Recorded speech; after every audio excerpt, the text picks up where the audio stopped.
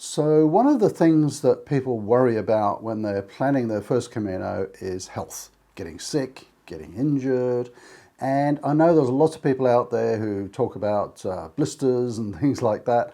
I'd like to talk a little bit deeper about health issues on the Camino, and that's coming right up.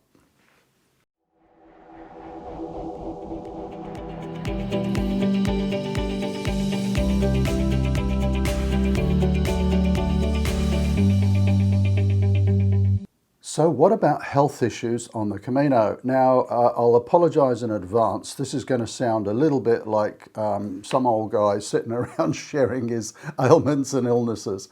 But I think it might be useful to illustrate, some of the things that Pat and I have experienced. And hopefully that's going to put your mind at rest about health issues on the Camino. First thing I will say, and for those of you watching this who maybe haven't travelled a lot, haven't travelled in Europe very much, it needs to be said, do remember that Spain is a country with a very advanced health system. They have a wonderful network of pharmacies and doctors and health centres, and I have always been mightily impressed at the healthcare that I have received in Spain. And in many cases, it's been a lot better than here in my home in Australia. And in Australia, we're very lucky to have a great health system. So I'm just talking it up, really to put your mind at rest. There are wonderful health professionals who will look after you on the Camino. And of course, they've been looking after pilgrims for 1,000 years. So that's one of the keys. They know the sort of things that pilgrims will have in terms of problems. They know all about the leg problems and things like that. They're probably, the world's experts at fixing up long-distance hikers.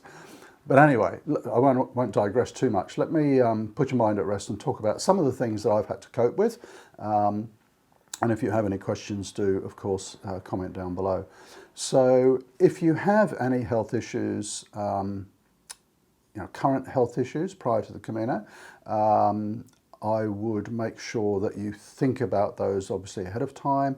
So I don't want to bore you with my own sort of health issues, but prior to my first Camino, I overtrained. I actually gave myself Achilles tendonitis and wrecked my back right before my first Camino. So I actually turned up injured, hardly able to walk almost. And so I kind of had to fix myself up a little bit as I was going. Nothing was going to stop me doing that first Camino. So I needed quite a bit of help on that first Camino from health professionals. So let's talk about that one to begin with. So Achilles tendonitis is really painful. I would have to make sure I was doing really careful stretching regimes, all through the day, certainly starting out, finishing up. I was doing the RICE methodology. What does that stand for? Rest, ice, compression, and what's the E? Can't remember, elevation. So I was doing that all through the day. I'd be sort of parked at the side of the Camino with my feet up on a backpack. So why am I mentioning that? Well, if you have ongoing things, you're going to know how to manage that. You can continue that sort of management process whilst you're on the Camino. I found some wonderful physios. So I was having a little bit of physio before I went, and I actually got cortisone injections and all kinds of things. And funnily enough, the cortisone injections wore off after about 3 weeks. They would sort of ease the pain a little bit, and I wasn't game enough to try and get some more during the Camino. But the physios that I came across were excellent, absolutely outstanding. I went to physios in Leon, Ponferrada, Azua, Ostebrero. I even got, not quite a physio, but a great masseur who came up to help me out.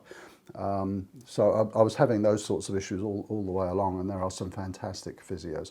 If you're wondering how to ask for a physio in Spain, they just call them physio.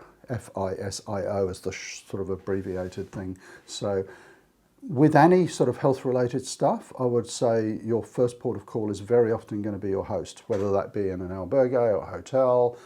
Can you tell me where I can reach a physio? Where's the nearest pharmacy? How do I see a doctor? They've been looking after pilgrims, like I said, for 1,000 years, and they'll know exactly where to send you. That brings me on to the pharmacies in Spain. Pharmacies are excellent.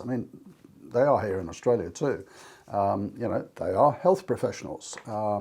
And I've used many, many pharmacies all along the Camino Frances, not just for medications, topping up on paracetamol and ibuprofens and things like that, but they're great for giving out health advice too. So I was having knee problems, and of course all the pharmacies seem to stock these knee braces and ankle braces and all of that kind of stuff that pilgrims might need. The pharmacies have loads of them. So the pharmacy staff are great. And then obviously for more serious things, you might have to go and see a doctor. The general thing in Spain seems to be that you go to the health centre, which is called the Centro de Salud. Centro de Salud. So if you want to ask for that, and like health centres in many countries, you just turn up, say I want to see the doctor, and you wait your turn and see the doctor. In terms of payment for that sort of service, I don't want to set any expectations here, but I have either paid very little or it has been a free service. Now, I don't know if there's a policy on this in Spain. Maybe there's a bit of a slush fund that health centres have to look after pilgrims. I'm not sure. Maybe someone could comment down below. Don't expect it to be free. Just be grateful if it is. And if you have to pay something, it's generally not very much. So what kind of things did we have to go and see a doctor for? I had to take Pat into a health centre in Estella when we were walking from Saint-Jean. And that was quite worrying. She was getting headaches and a little bit of dizziness. We weren't quite sure what that was. And by the time we got to Estella, she kind of had it almost from the beginning. We thought we'd better go and see a doctor. And we just walked into the local Centro de Salud. Can we see a doctor? No problem. There was no need for Spanish. If you're worried about language, here's an interesting example. So I think the receptionist understood that we needed to see a doctor and said, kind of wait there. It's all gestures and stuff like that. Then we got in to see the doctor. The doctor didn't speak a word of English, and my Spanish is not much more than, good day and can I have a coffee, please? What was really interesting was the doctor basically said, English? So, yes, we speak English. She brought her computer up, typed something in, turned the monitor, and it's kind of said, what can I help you with? So we typed in, my wife's feeling dizzy. And we kind of went like this, sharing the computer and using Google Translate or something. So you can get by. That's one of the points I want to make on this is don't worry about language. You will get by. You've got Google Translate on your phone. I've got an interesting example with that one too. And anyway, what transpired is that Pat basically had kind of a mild altitude sickness. Now, please don't think you're going to get altitude sickness walking over the Pyrenees on day one of the Camino Frances. You're not. It's not that high. It's 1,400 meters. But I think it was a combination of, the long international flight. She was feeling a bit low, sort of health-wise, and that coupled with the exertion, over the Pyrenees, created this thing, which I think was a little bit of altitude sickness. So, it wasn't just walking over the Pyrenees. And she had some tablets, and she was great after that. So the example with using Google Translate, that was a fantastic physio in Carrion de los Condes. And, we both were having leg issues, so if we could get in to see a physio, once a week or something, we would. And we found this great guy, didn't speak a word of English, so no problem. Out came the phone, Google Translate. Except there was no signal in his office. So here's a little bit of a lesson. If you have an existing condition or something like that, maybe jot down what it is in Spanish. Because whilst Google Translate is fantastic, sometimes just when you need it, there's no darn signal. And so, we were pointing at knees and things like this, and he would get on and do a great physio session. There was one rather alarming moment with that one though, where he was doing needling. I don't know if you're into massage and physio and things like that, but it's almost like acupuncture, but he has this big needle and he gets in, and I think it sort of frees up or loosens up the muscles or something like that, you know, releases pressure in the muscles. It was agony. First time I've ever seen that done. And I was going, no, no, no, no. He's going, no, no, it's good. I'm going, no, no, not good. So some of these moments can be fairly hilarious. What else might you come across? We've talked about, you know, the pharmacies, the health centres. I actually ended up in a hospital once. That was in Syria. So about a day prior to Syria, foolishly I was walking the Camino a bit overweight, and by that time I was getting a fair bit of pressure on my knees. We'd walked from Saint-Jean, so 700 k's or so already, and I felt something in my knee just snap. And I tore a meniscus. So by the time we got to Syria, I popped into the hospital there just for a checkout, little small hospital in Syria. They were fantastic, and basically gave me a sort of a quick check and packed me up and sent me on my way.